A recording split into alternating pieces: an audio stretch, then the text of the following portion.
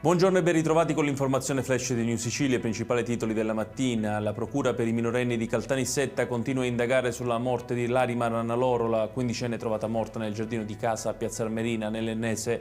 L'inchiesta, fanno sapere gli inquirenti, procede ancora a carico di ignoti, ma non si limita all'istigazione al suicidio, ma si estende anche ai reati di diffusione di immagini illecite e detenzione di materiale pornografico.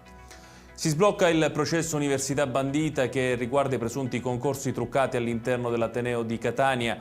La seconda sezione penale del Tribunale ha deciso infatti di sospendere i termini per la prescrizione in attesa di una pronuncia della Consulta sulla possibilità di procedere dopo l'abolizione del reato di abuso d'ufficio.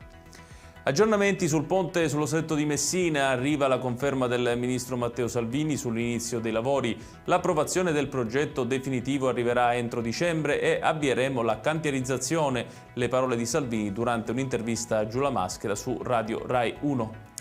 È ferma al porto di Palermo la nave Sea-Watch 5 dell'omonima ONG. Nel tardo pomeriggio di ieri il Tribunale dei minori di Palermo ha disposto lo sbarco di 6 minori, di cui 5 non accompagnati. Le altre 43 persone dovrebbero essere portate nel porto di Ravenna, ma l'ONG ha chiesto di far scendere tutti in Sicilia.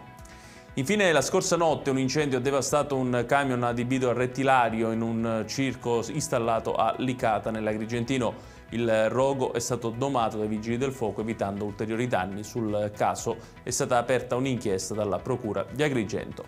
Ed è tutto per questa edizione. Tutti i dettagli su queste notizie li trovate come sempre sul nostro sito www.newsicilia.it. Grazie per averci seguito e arrivederci.